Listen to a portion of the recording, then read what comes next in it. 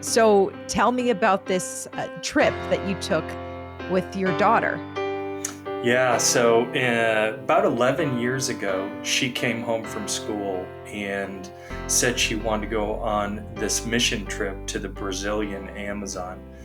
And she had been on trips before, so at first, my wife and I, we really didn't think anything of it. Okay. But then, as we started to learn more about this, we realized just how far Brazil is away, and that she would be on a river boat, and she would be super remote. So we Hmm. quickly decided that if someone, or if she was going to go on this trip, someone would have to accompany her.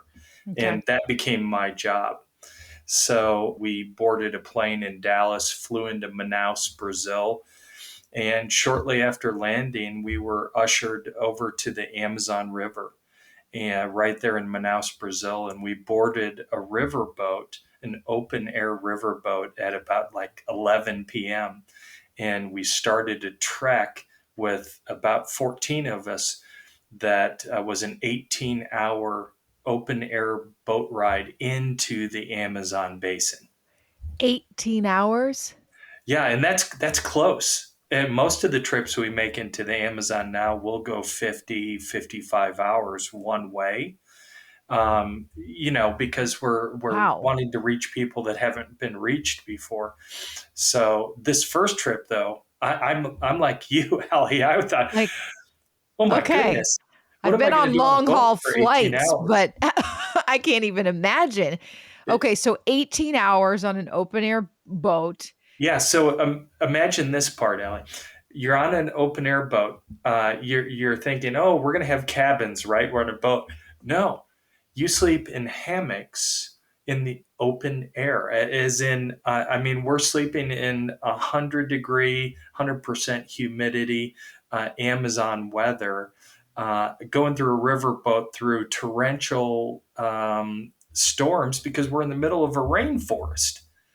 If I'm being honest, there was one point where my daughter and I, we slept next to each other in hammocks, and she said, "Dad, I think we made a mistake." Well, I was going to ask, is there any point where you were like, what did I get myself into? Almost the whole trip, Okay. if I'm being honest, because it was so uncomfortable. I had never been on a trip like that. Number one, Hmm. I had been saved about 4 or 5 years prior to that, and So I wasn't even. before we get to that, I want to, Yeah. was this a missions trip? Was with this with the church or a school group? What was the purpose of it? Her school made a annual international mission trip, and she wanted to go on this one to the Brazilian Amazon. So it was me, a few other parents, and about 6 or 8 high school age kids. We had a doctor and a dentist on the boat as well, so we could see patients. There were people on the team that had been on mission trips before, and they were talking about being the hands and feet of Jesus. And I was so uncomfortable because I'd never been around this environment before, and my Mm. daughter was more comfortable with it. But when we got there, the trip leader assigned me to do what they call these faith visits.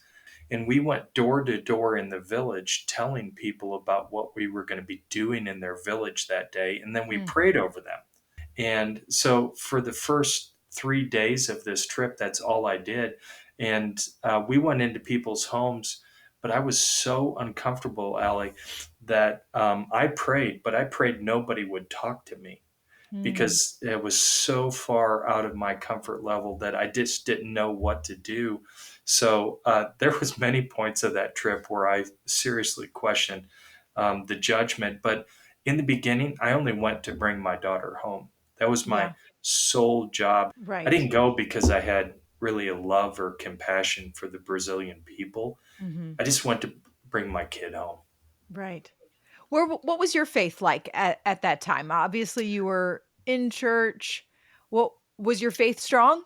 I would say, compared to the rest of my life, yes. I got saved at the age of 40. This trip happened when I was about 45. So at that point, I had not even been discipled yet. I had not even understood the importance of discipleship.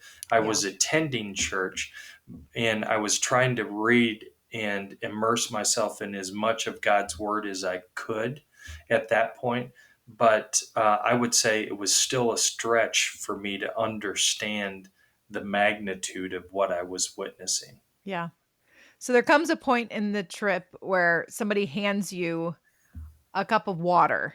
Yeah. Tell me about that part of the trip. Yeah. So on the third day, we went across to a home and we were invited into their home with a very nice Brazilian couple, and they lived right on the water.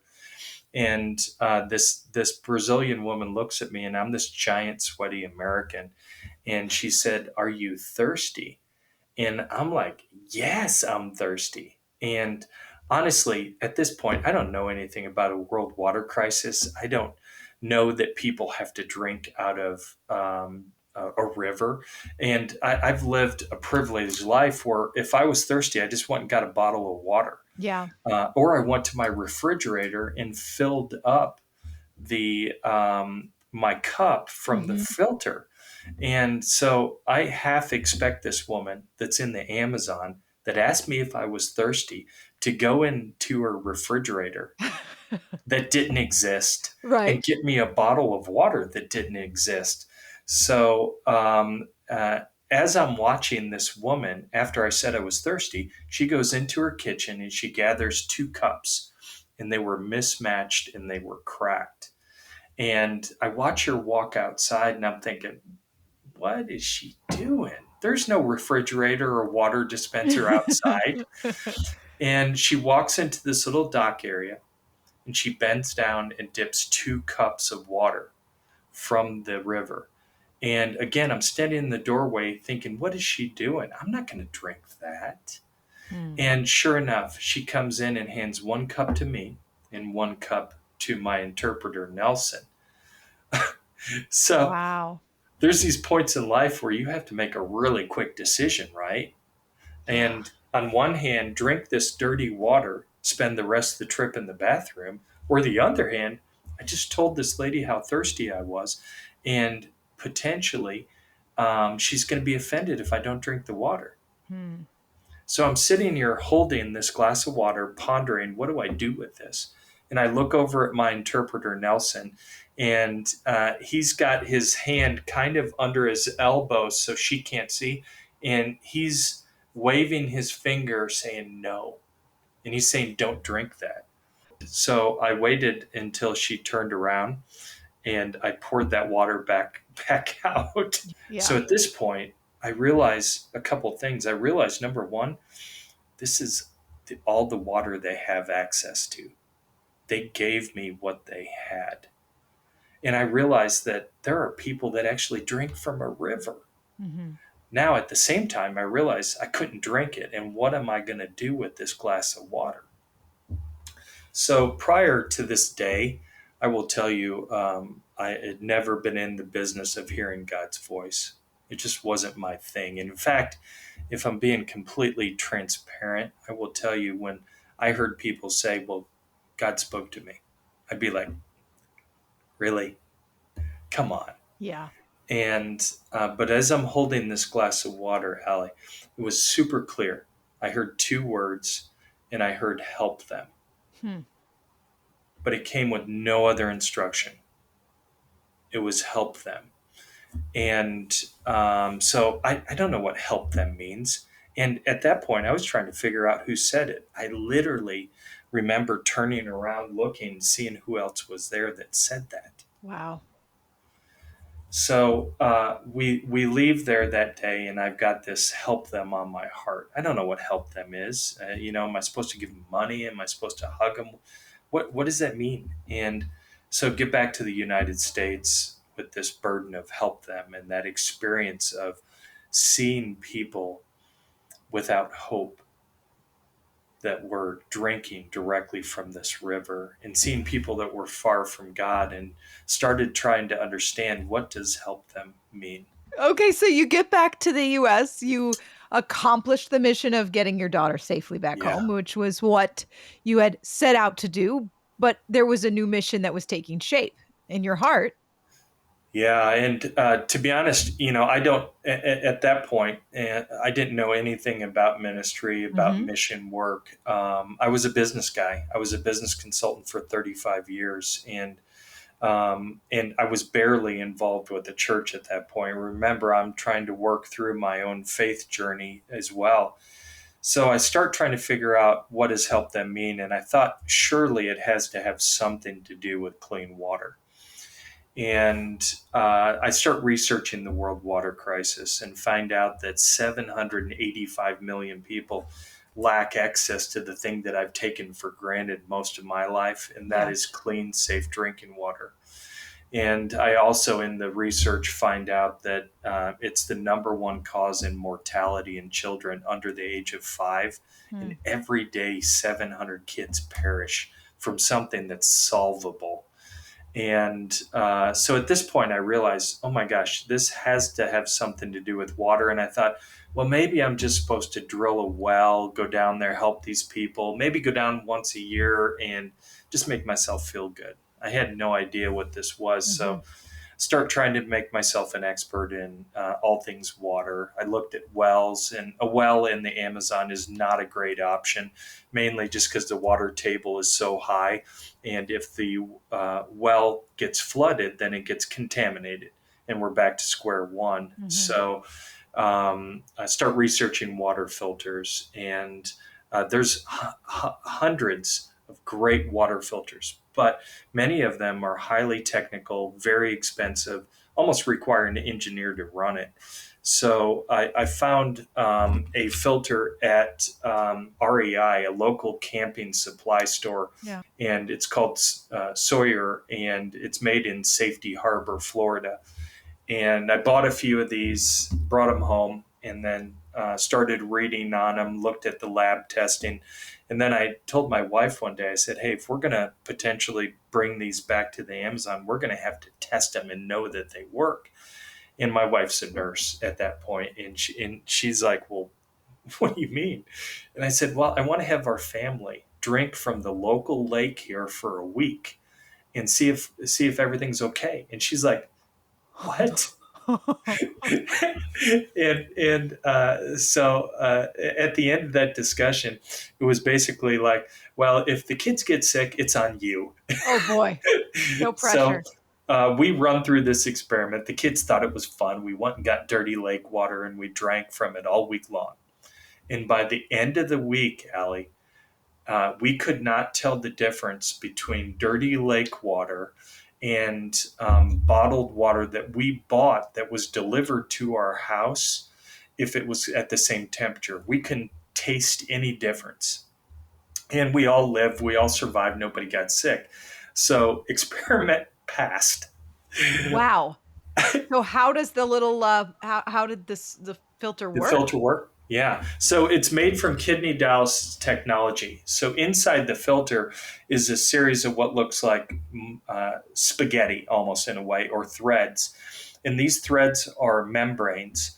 And so the dirty water flows in from one side of the filter, and all the dirt, contaminants, bacteria, parasites get stuck on the outside of the membrane, and then the clear water comes out through the inside of the membrane. There's no way for the water to bypass the filter and Mm. for dirty water to come through. The filter filters down to a level of zero point 0.1 micron, which means for all of us non science people that it filters down to the bacterial level. So basically, this will take out bacteria and larger, which removes 90% of the things that people are drinking, maybe significantly more than 90% that are drinking that are causing much of the waterborne disease around the world: typhoid, cholera, salmonella, E. coli, amoebic dysentery, giardia. Removes it at a 99.99% effective rate at that point. So the filter, very, very simple, attaches to any bucket or receptacle, uses the gravity of the water in the bucket to drive it through the filter, and then we catch clean water in a catch basin under the filter, and people can immediately consume it without any sort of chemical intervention, any boiling, anything like that. And Wow. it will yield upwards of 500 gallons a day if you let it run all day long. Hmm. So what do you do then? How does this become a full-fledged ministry? Man, and that's a great question, because remember, at this point I have no idea even what the word ministry means. Right. So you'd So just gone to and bought a bunch of these little filters. exactly. So I decide that, or I was prompted, not sure which one, but uh, in 2014, we decided to go back to the Amazon, and we wanted to bring 80 of these filter kits with us. So we wanted to serve 80 families. So we bring them back to the Amazon. Had this whole presentation set up. I had graphs and I had charts of, like, I had pictures of bacteria, and it was ridiculous what I thought these people needed to know. But they got so excited seeing the transformation from dirty water to clean Mhm. water. And at the end of it, we're packing up, we're putting all of our stuff on a boat, and this Brazilian man comes up to me, and it's me and my translator left, and the rest of the team went on the boat. And he said in Portuguese, he said, "How did you come to our village today?" And I was like, I made a joke. I said, "Well, that boat right there is how we got here." And he goes, "No, no, no. Of all the villages in the Amazon, how did you come to ours?" Wow. And I wasn't prepared to answer that, right? And kind of a deep question. And I said, "Well, I'm a follower of Jesus Christ, and we felt like we were supposed to bring you this gift." And the next thing he said changed everything at a wholesale level. And he goes, "Who is this Jesus?" And Mm. there's 20 to 30 people standing behind him, listening to this whole conversation, that live there. And then we hear other people say, "Yeah, who is this Jesus?" And Allie, I was like this. "Hey, where's the pastor? I need a pastor. Hey, the pastor's got to tell somebody about Jesus. Go get the pastor." And I realized the pastor's on the boat. There's nobody here but me and my translator. And you know, I'm not a preacher. I can't stand on a rock and preach. Mm. So I decided I'm just going to tell this guy my testimony. I'm going to tell him about how Jesus rescued me from my sin, and in a point of desperation, I invited him to take control of my life. So I get done telling this guy my story, right? And he's sitting there and he's starting to tear up. And I'm thinking, oh my gosh, what did I just do? And he goes, through my translator, he says, "How can I have that?" Hmm. And then everyone standing behind him that lived in that village says, "Yeah, we want that gift too." Wow. So that's where we realize that the filter is just a key. And it's a key that opens a door to start a relationship with people. It also gives people, on the physical side of it, at least 20 years worth of clean, safe drinking water for their family. Wow. So it starts a connection to local indigenous missionaries and pastors that we work through to distribute these things. It starts a connection that becomes a lifelong connection, that we earn the right to share the gospel. We Wow. earn the right to be able to start teaching discipleship lessons in their homes. That's incredible. What's the reach been like? How easy has it been to get these things into the hands of people who need them? So we have placed filters in over 20 countries. In the 11 years that the Bucket Ministry has been in existence, we have never been denied access to any area anywhere in the world when we lead with the water filter.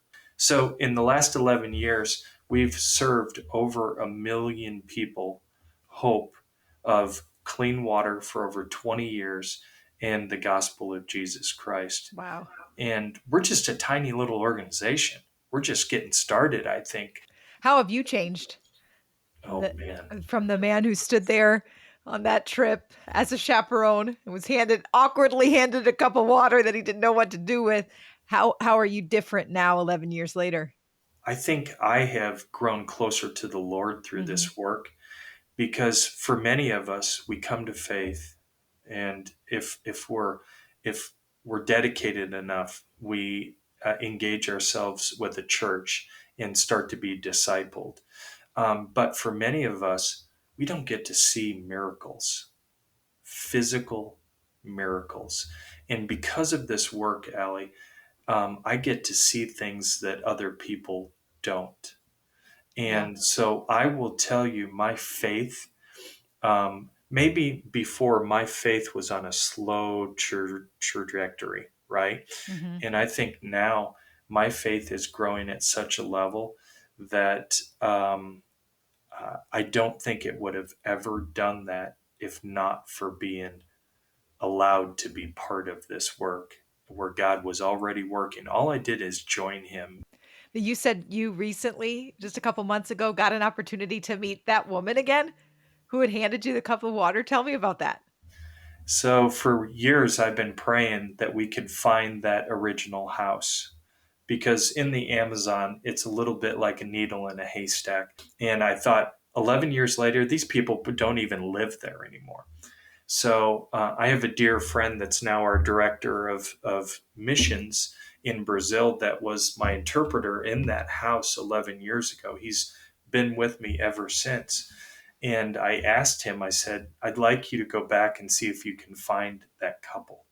So he went back mid last year, and he spent about 2 weeks in the general area where we were at, asking questions, stopping, talking to people. And he found the couple. And he went to the couple and took out his phone and shared pictures of what God had done in their house that day by breathing this ministry into existence. For more on the Bucket Ministry, check out thebucketministry.org. If you'd like to connect with Snapshot Testimony, you'll find us on Facebook, Instagram, and now YouTube. Just search Snapshot Testimony. I'm your host, Allie Domerson, and together we're sharing the moments that shape a life of faith in Christ.